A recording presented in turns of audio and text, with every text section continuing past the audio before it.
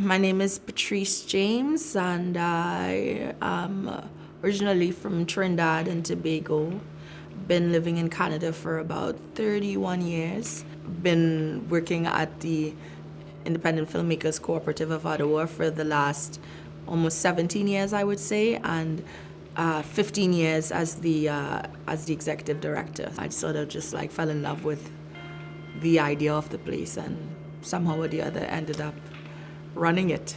I've always sort of had a passion for cinema and anything to do with arts because I sort of a very sort of difficult childhood, I would say, and things to me like art is a way of like escapism in a lot of ways, right? So I grew up with a lot of Bollywood cinema, for example. So I really liked a lot of Indian movies. I grew up with a lot of Chinese cinema, so I watched a lot of kung fu films and then just a lot of stuff from America.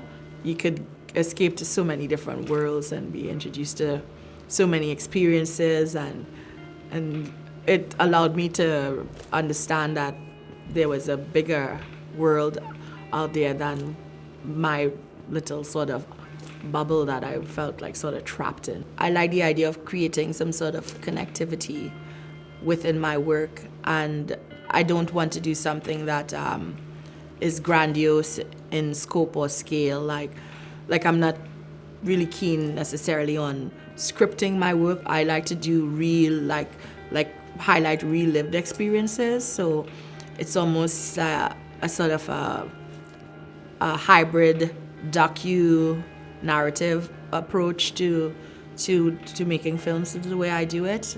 There's so many things that bring people together more often than not. The idea that I could like put something on film, use a medium that I grew up with that to me was so fantastical, and be able to control that in certain ways. It's pretty profound and pretty exciting for me, and I need my stories to live on film. Once you capture something on film, it stays there, right? And I guess it's like sort of making a record of my experiences with my family, and also again there's a universality to those experiences. I think it's not just my family that has had dysfunction or alienation or isolation or things like that.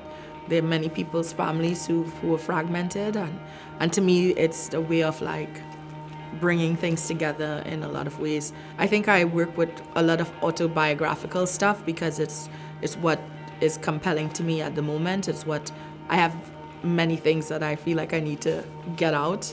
One of the films, especially in the collection, I do sing.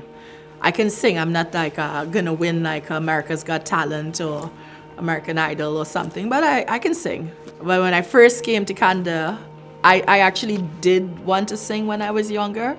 When I first came, I tried to follow the path and try to like do a couple of auditions, and it was always really funny because I'd end up in a basement with a bunch of like white kids, and they'd want me to sing like In Excess or like Guns N' Roses and stuff like that. It was sort of funny, you know. I tried and then I was like, no, I think this is gonna stop now because it's not going to go anywhere. So I gave up on the singing dream until I started to make films and was able to do that again. Yeah. Once I decided that I'm just gonna shoot all my stuff on film, that was like the end of it.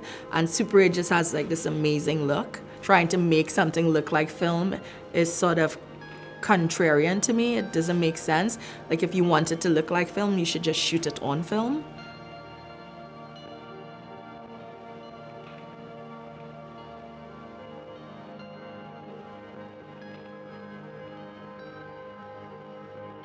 I would never have imagined that, you know, like that little girl on the island would grow up one day to have works in you know, in the top municipal galleries collection. So that's pretty profound in a lot of ways, and then the works that they do have in the collection are also very, very personal works. You know, the first one of the first ones is about I did for my mom just after she died. It was a sort of a requiem, sort of a goodbye sort of a farewell sort of tribute to my mother, and the final loss, I guess, of parents, because I guess that makes me an orphan now because I don't have mother or father. That was actually the first piece I did that I just worked completely on film.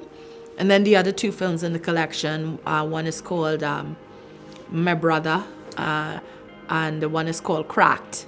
And so in the chronology of orders, I'd gone back to Trinidad after several years of never going back, and done a film about my estranged brother.